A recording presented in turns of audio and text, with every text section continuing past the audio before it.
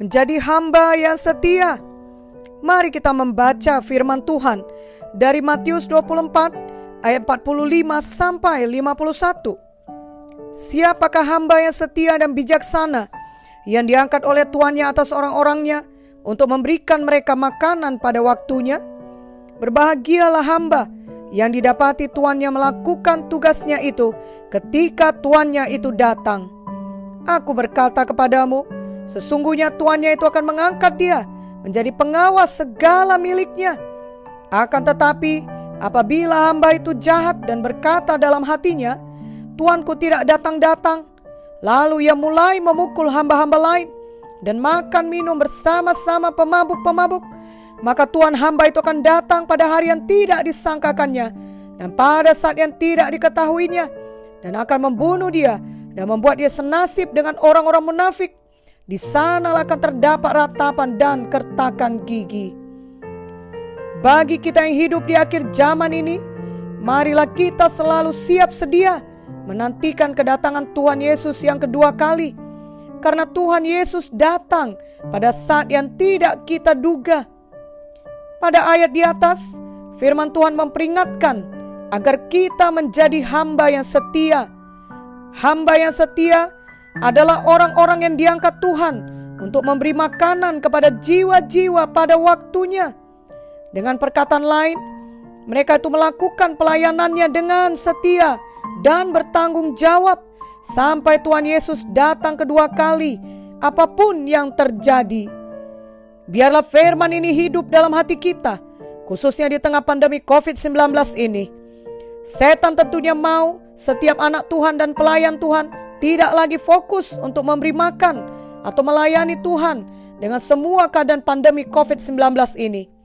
Setan mau kita berhenti menjadi hamba yang setia. Namun biarlah kita justru semakin bersungguh-sungguh mengasihi Tuhan dan benar-benar menjadi hamba yang setia untuk Tuhan. Pada ayat firman yang lain, Tuhan Yesus menceritakan mengenai hamba yang menerima talenta untuk dijalankan sehingga beroleh laba bagi tuannya. Hamba yang menerima 5 talenta dan 2 talenta menjalankan talentanya dengan baik sehingga beroleh laba 5 dan 2 talenta. Lalu tuannya memuji dia. Kita dapat membacanya dari Matius 25 ayat 21. Maka kata tuannya itu kepadanya, baik sekali perbuatanmu itu, hai hambaku yang baik dan setia. Engkau telah setia dalam perkara kecil, aku akan memberikan kepadamu tanggung jawab dalam perkara yang besar. Masuklah dan turutlah dalam kebahagiaan Tuanmu. Dan dituliskan juga dalam Matius 25 ayat 23. Maka kata tuannya itu kepadanya, baik sekali perbuatanmu itu, hai hambaku yang baik dan setia. Engkau telah setia memikul tanggung jawab dalam perkara yang kecil, aku akan memberikan kepadamu tanggung jawab dalam perkara yang besar. Masuklah dan turutlah dalam kebahagiaan Tuanmu.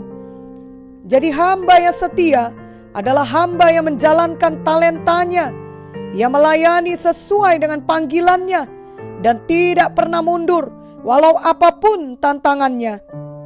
Hamba yang setia akan terus berbuah dalam pelayanannya sampai Tuhan Yesus datang kedua kali. Apapun yang terjadi di sekelilingnya dan apapun kata orang banyak tidak dapat menghentikannya. Hamba yang setia akan bersungguh-sungguh hati atas tanggung jawab dan kepercayaan tuannya. Ia bersungguh-sungguh hati juga dalam menantikan kedatangan tuannya yang tidak ia ketahui kapan waktunya tuannya itu kembali. Tetapi ia terus berjaga-jaga menunggu kedatangan tuannya, setia dalam pelayanannya sehingga seluruh pelayanannya berbuah bagi Tuhan. Yohanes 15 ayat 16 berkata, bukan kamu yang memilih aku, tetapi akulah yang memilih kamu, dan aku telah menetapkan kamu supaya kamu pergi dan menghasilkan buah, dan buahmu itu tetap, supaya apa yang kamu minta kepada Bapa dalam namaku diberikannya kepadamu.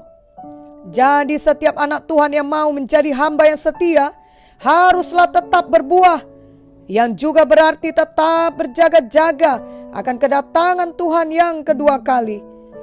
Setiap anak Tuhan harusnya bersungguh-sungguh hati dalam mengikut Tuhan dan bersungguh-sungguh hati melakukan pelayanannya, sehingga hari lepas hari ia memberi buah yang kekal kepada Tuhan. Kita mengerti bahwa Tuhan sudah memberikan kepada kita perintah agung.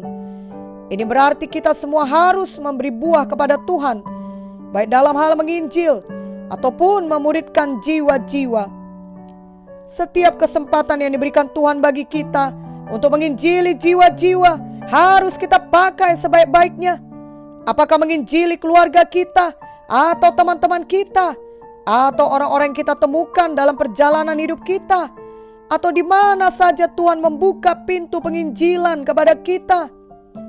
Biarlah kita selalu digerakkan oleh belas kasihan kepada jiwa-jiwa yang terhilang, dan kita tidak mementingkan diri sendiri, di mana kita tidak memakai kesempatan-kesempatan yang diberikan Tuhan kepada kita. Talenta yang ada pada kita, apakah berupa waktu, tenaga, kesehatan, berkat materi, kedudukan kita, hikmat, haruslah kita pakai sepenuhnya untuk menyelamatkan jiwa-jiwa. Tuhan sudah memberikan kepada kita kasih-Nya di dalam hati kita. Roma 5:5 berkata, dan pengharapan tidak mengecewakan, karena kasih Allah telah dicurahkan dalam hati kita oleh Roh Kudus yang telah dikaruniakan kepada kita. Tuhan sudah menyediakan kuasa-Nya kepada kita melalui Roh Kudus-Nya. Kisah Para Rasul 1:8 berkata, tetapi kamu akan menerima kuasa kalau Roh Kudus turun ke atas kamu, dan kamu akan menjadi saksiku di Yerusalem dan di seluruh Judea dan Samaria dan sampai ke ujung bumi. Tuhan juga memberikan hikmat-Nya kepada kita yang memintanya. Yakobus 1:5 berkata, tetapi apabila di antara kamu ada yang kekurangan hikmat, hendaklah ia memintakannya kepada Allah, yang memberikan kepada semua orang dengan murah hati dan dengan tidak membangkit-bangkit, maka hal itu akan diberikan kepadanya. Kasih, kuasa, dan hikmat Tuhan tersedia bagi kita, agar kita dapat menjalankan penginjilan kepada jiwa-jiwa sepanjang hidup kita, sehingga jiwa-jiwa dapat diselamatkan dan beroleh hidup yang kekal.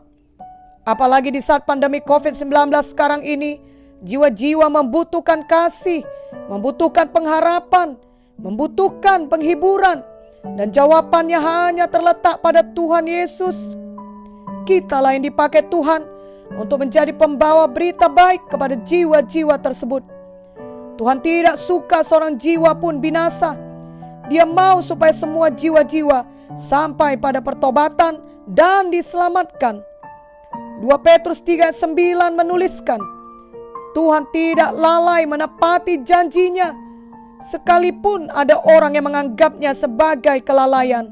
Tetapi Ia sabar terhadap kamu, karena Ia menghendaki supaya jangan ada yang binasa, melainkan supaya semua orang berbalik dan bertobat. Jadi hamba yang setia adalah anak Tuhan yang bersungguh-sungguh hati memberitakan firman Tuhan, bersungguh-sungguh hati menantikan kedatangan Tuhan, dan tidak pernah berhenti bekerja buat Tuhan dalam hal penginjilan dan pemuritan. Perintah agung juga menyuruh kita menjadikan semua bangsa murid Tuhan. Ini berarti semua anak Tuhan harus mau dimuridkan dan memuridkan. 2 Timotius 2:2 berkata bahwa kita harus dapat memuridkan, sehingga murid kita dapat memuridkan orang lain lagi. Hamba yang setia akan berusaha sepanjang hidupnya menjadi murid Tuhan Yesus yang baik, di mana dia akan mematuhi semua perintah Tuhan sepanjang hidupnya. Ia akan menyangkal diri tiap-tiap hari dan mengikut Tuhan, sehingga ia hari lepas hari semakin menjadi seperti Yesus. Lukas 9 ayat 23 berkata, katanya kepada mereka semua, setiap orang yang mau mengikut aku, ia harus menyangkal dirinya, memikul salibnya setiap hari, dan mengikut aku. Hamba yang setia juga akan bersungguh-sungguh memuridkan orang lain yang dipercayakan Tuhan kepadanya. Setiap orang menerima kepercayaan dari Tuhan untuk memuridkan orang lain.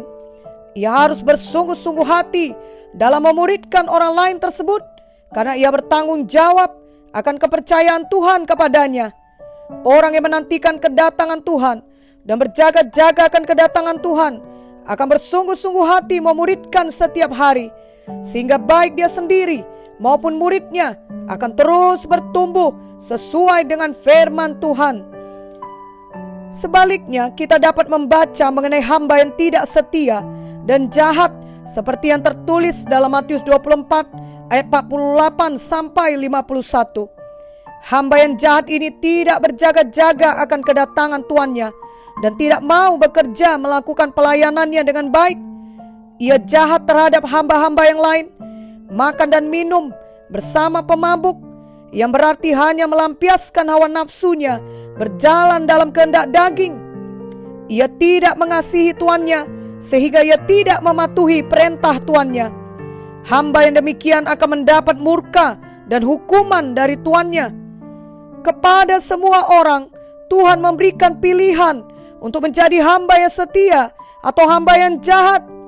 Marilah kita semua menjadi hamba yang setia dalam menantikan kedatangan Tuhan yang kedua kali. Janganlah kita menjadi hamba yang jahat. Biarlah kita tidak berhenti mengasihi Tuhan, memberi makan firman Tuhan kepada jiwa-jiwa, terus bekerja untuk kerajaan sorga, apapun halangannya, karena kita memilih untuk menjadi hamba yang setia. Amin.